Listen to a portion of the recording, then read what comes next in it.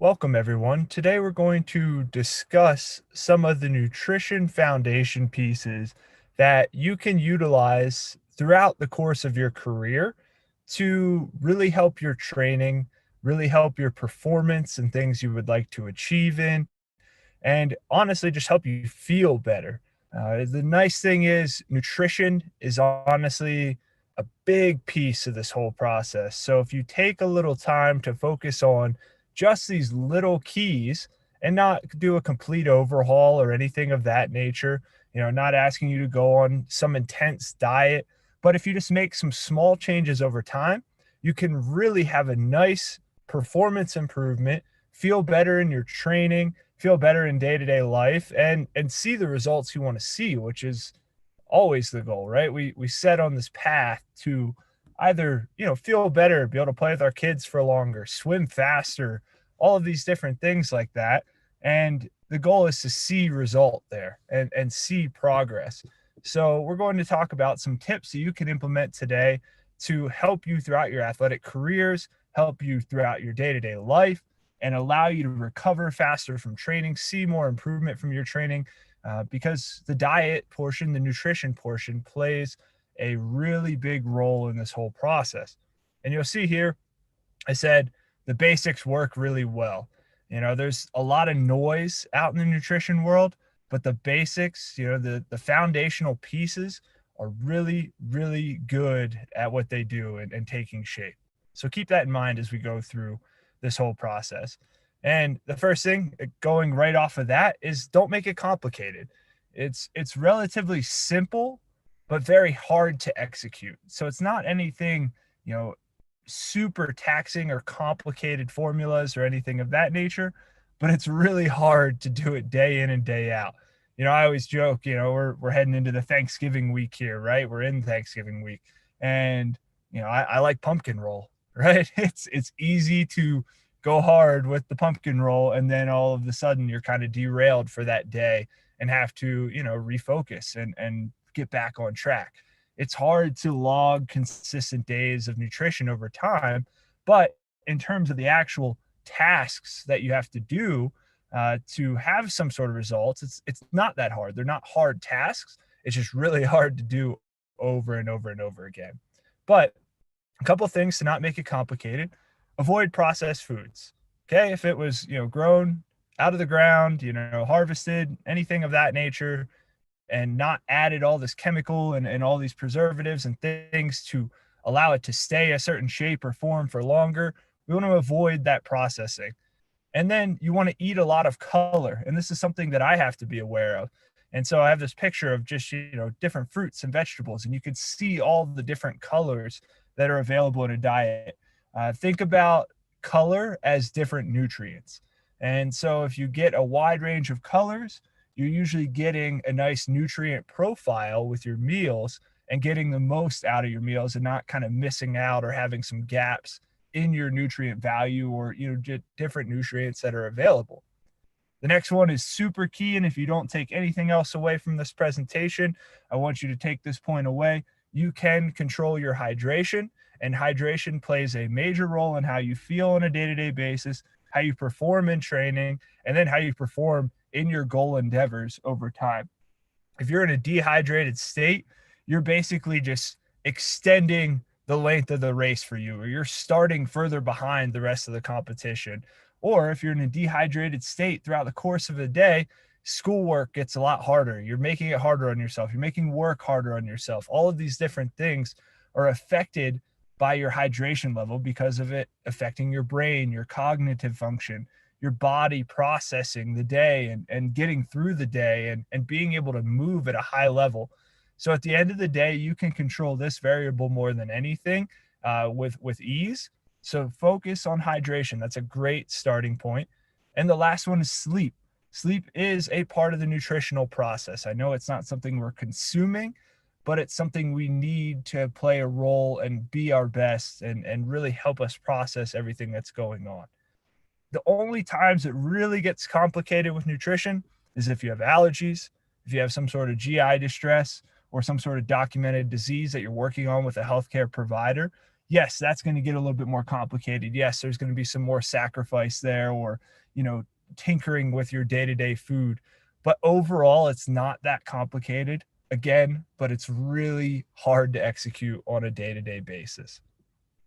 There's a lot of noise out there, right? You search nutrition, and you see all these blogs with catchy headlines, and you got to keep in mind that they're doing these headlines or utilizing these headlines to get more reviews of their work, and it helps with advertising and everything like that. So you have to be really cautious about what you're reading online and listening to, and even vetting things, even vetting what I'm saying, asking questions if something, maybe you disagree with something I say in this presentation. Then we need to have a dialogue about it and try to find the best path forward for you.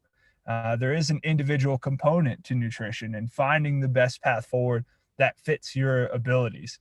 One thing one of my colleagues always said, Dr. David Wyman, he always says, "What are you not willing to do? Or what are you not willing to change?" And that's as big of a piece of the process, if not bigger, than what you're willing to do. For example, if you're not willing to give up soda, okay, we need to find another way around that, or find another way to make some improvement. If you're not willing to give up, playing video games late at night to get that extra hour of sleep, we got to figure something else out. How do we get another nap in there or something to help with your overall recovery process and making sure you're getting the most out of that sleep component? So take inventory of that, and also really vet what you're reading and what you're looking at throughout your searches when it comes to nutrition, because there's a lot out there. So I call these the truths, and they're obviously not going to be truths, but this is what you'll see when you research. One bad day means all hope is lost. All right, well, I went really hard on the pumpkin roll on Thanksgiving dinner, so I might as well give up. I might as well not try this nutrition thing. And then my other favorite is one good meal washes out all the bad meals, or one bad meal. So I can eat that Pop-Tart as long as I eat an apple as well. That kind of cancels out, right? Unfortunately, that's not the case. There's things that are going on there that do not make that a one-to-one exchange. And then this is very common, especially in the world of swimming, triathlon, open water swimming, running, or even just high school, college athletics, masters athletes. We kind of realize this doesn't apply to us anymore, but high activity is an excuse to eat whatever you want.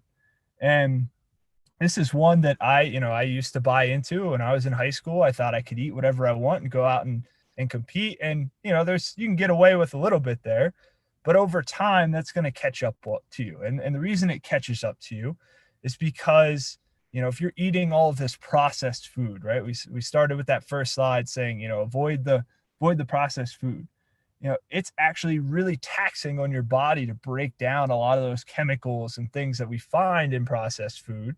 So your body has to work extra hard to really get any sort of nutrient value, and you're not getting the best out of that nutrition. You're not getting what you could with a unprocessed diet. And the example I like to use, my wife is a diehard NASCAR fan, and it's fun because I've really learned a lot about race cars and how they actually apply, and they're similar to the human body. And there's this concept of clean air and dirty air. So if you're a racing fan, you know that you want your car to be operating in clean air. That's air without any sort of, you're not getting any sort of exhaust, or just basically leftover air from the cars in front of you. When you have clean air, your engine can perform at a higher level. It has more horsepower, more power output, all of that good stuff. And you're able to run at the highest level your car is capable of. When you're experiencing dirty air, you're usually behind a bunch of cars. So you're basically getting the leftovers. So you're getting the processed portion of everything that's been through those engines and kind of spit out in front of you. And then that's what you get to absorb and try to utilize and get your car to run at a high level.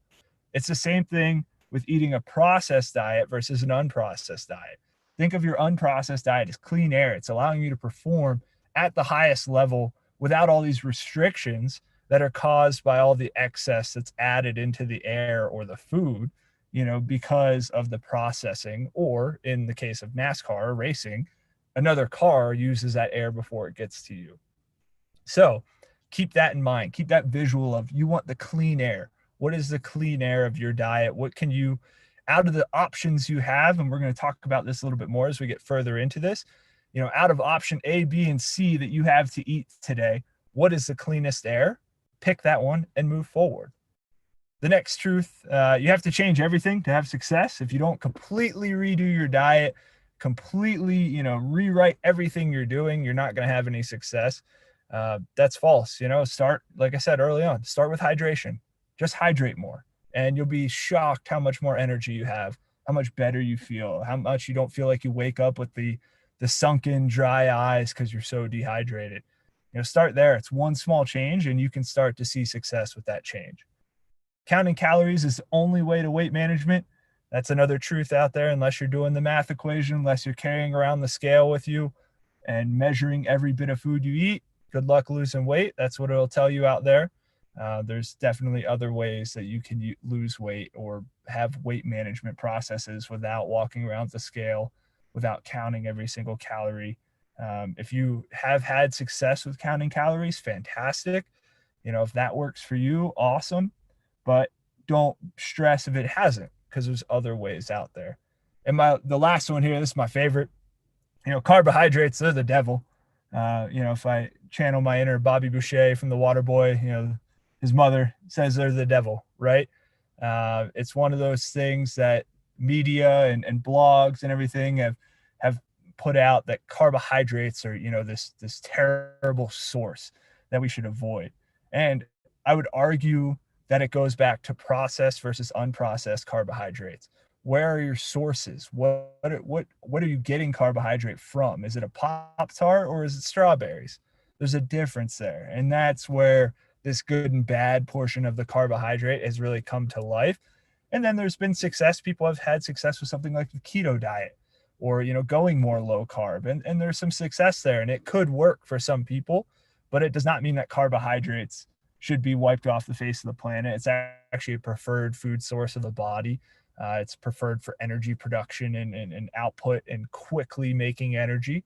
And honestly, there's some research that carbohydrate results in better power and strength output versus energy derived from other sources. So it's something to keep in mind, that maybe if you're, looking to be more powerful or faster, your food source might matter. And that's something that, over time we can dive into at a deeper level. So let's talk about championship meals. This is something I utilize to help build out meals that are going to be effective for recovering from training, allowing you to feel good throughout the course of the day, week, and year. And then when it's time to perform and the lights are the brightest, I want you to be able to have the nutrient value you need to perform at your best. And so what I like to utilize, I utilize my hand. Okay. So we're not carrying around a scale, and we're more or less spot checking with the hand. We're not getting super obsessive about, is it a little bit bigger than my palm or anything like that? But you can use this as a tool to eyeball. And it's great because it's attached to your body, hopefully, right? And you can have it at all times, and you can build out your meals with this process. So to find success with meal building, you have to start with some sort of baseline. Let's get into a rhythm here. So I like to say 2 months to feel out, what's going on. Is this, transition working for you? Or are the changes that we're doing working for you? Or maybe they're not. And then we have to go back to the drawing board. When you're trying to make a change, you need to rely on subjective and objective variables to make sure that you're correctly documenting the change. For example, are you getting stronger in your training sessions? Are you able to lift more weight, complete more repetitions at a certain weight? Things like that. That's something you might not feel like you're getting stronger, right? There's times we're in training where I'm like, man, I don't feel that great. And then all of a sudden I have a really good training day and realize that I am getting stronger. So you have to have that variable that says, all right, the numbers don't lie. I am getting stronger or I'm getting weaker. Same thing. Are you getting faster? If you're a swimmer, are you getting faster at your sets in the water? If you've been at a meet lately, are you getting closer to a personal best or seeing that progress over the course of a season? The next one is kind of in that in between of subjective and objective. If you're recovering well enough, you're going to get stronger, you're going to get faster. But how do you feel? Right? These two kind of go together. If you're recovering well enough, you should feel pretty stable with your mood. You should feel, pretty good when you're heading to the training session. Yeah, you might have some aches, and depending on the point of season and just what's going on in life and how much you're sitting, and especially like the holiday season, right? We have a change in our routine. There's some things there that'll make you feel like you're not recovering the best because you're out of your routine.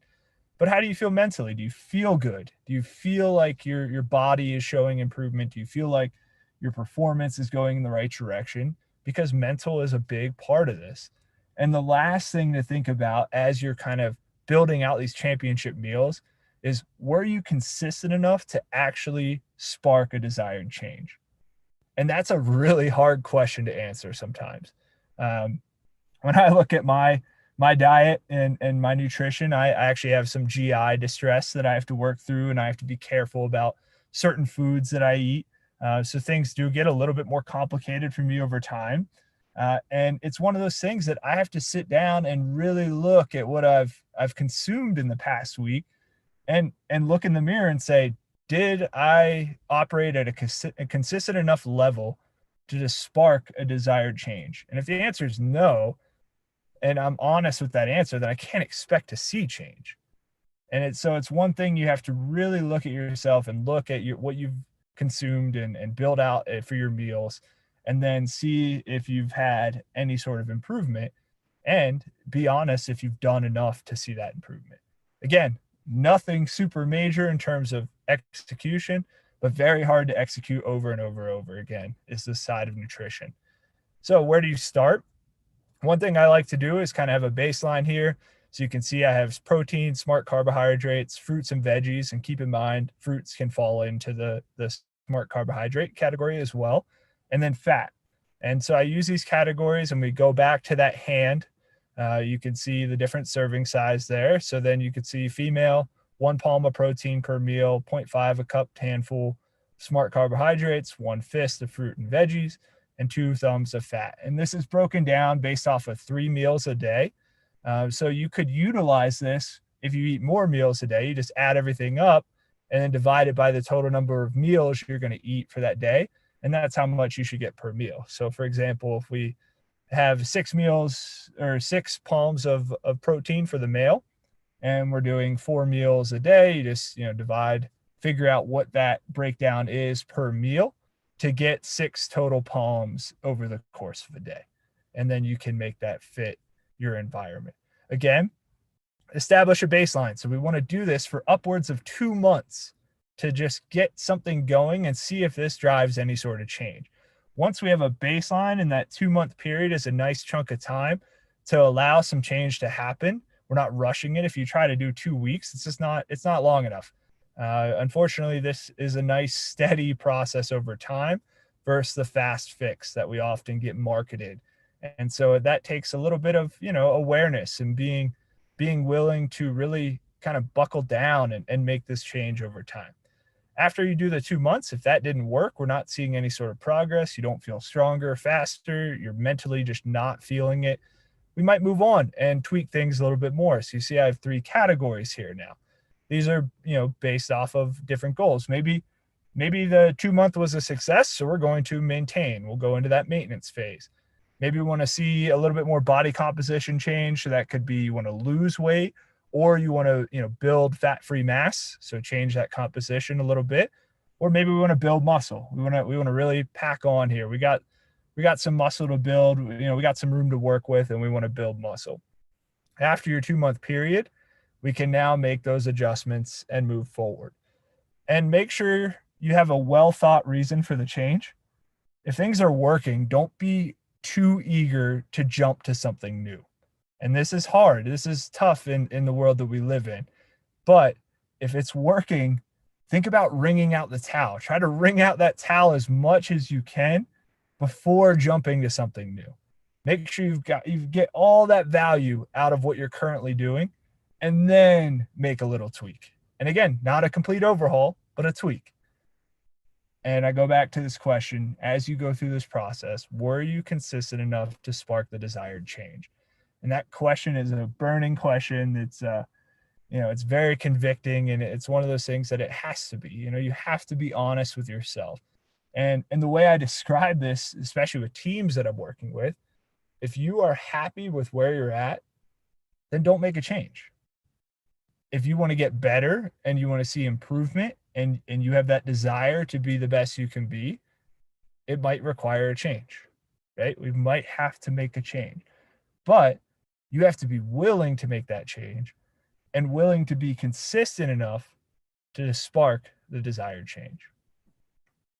Some general trends that I see, and these are geared, for this presentation, just gearing toward athletes and also general population. There's a lot of similarities there.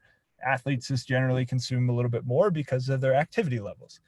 But what I generally see, carbohydrates overestimated on the male side of the spectrum, underestimated on the female side of the spectrum. And a lot of that, I think, goes into the way it's marketed to each group.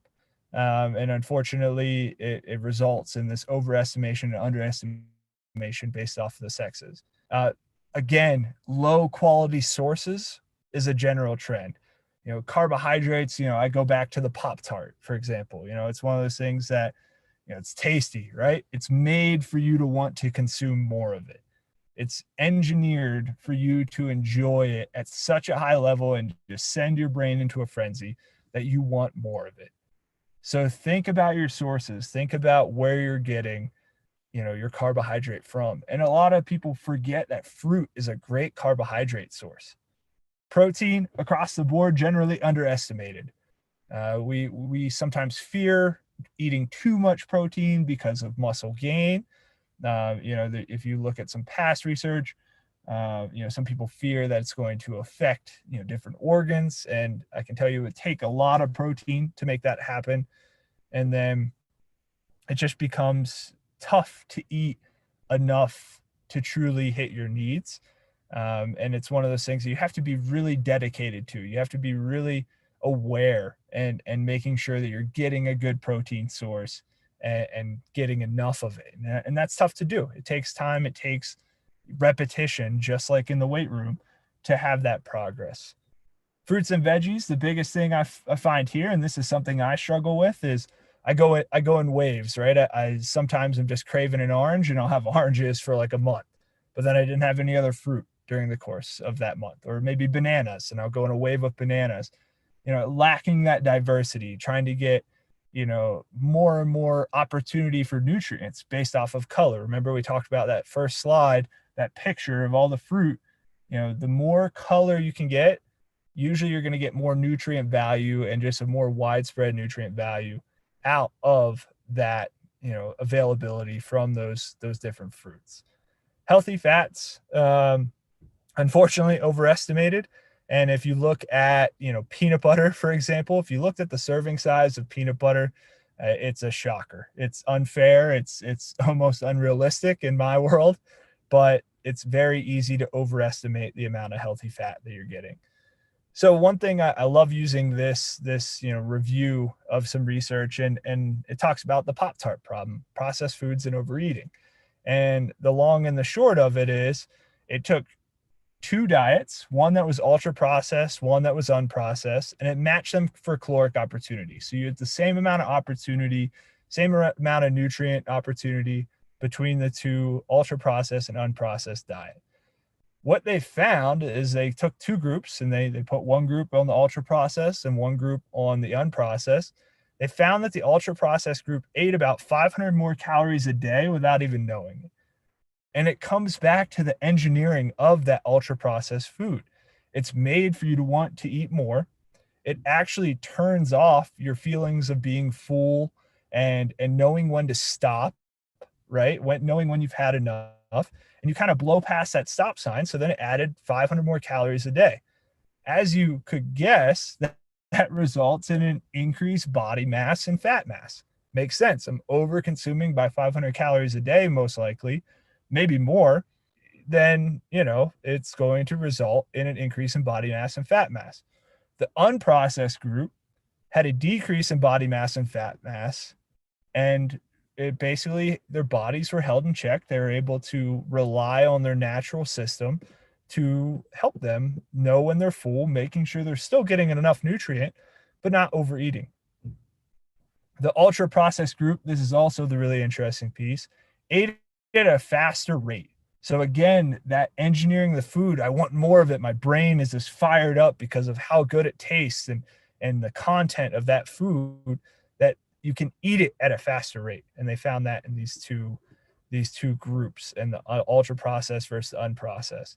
So keep that in mind. Just simple. Don't put yourself in a scenario where you have to make that overeating, not mistake, but you just kind of put yourself in an area where that's going to happen based off the type of foods that you're buying. If you just buy foods that give you better opportunity off the start, you're already at a better position than you would be if you brought ultra processed food home and you had it as an option, right? What is a processed food? It's something that's been altered during its preparation. The process of taking an agricultural product and then altering its makeup, some processing needs to happen in certain foods to be safe, but, again, don't make this complicated. Don't go down the rabbit hole. Just make the better choice. So again, if you have A, B, and C, which one's going to give you the cleanest air to go out and operate and train at the highest level and perform at the highest level? A couple meal building focuses as we finish out this presentation.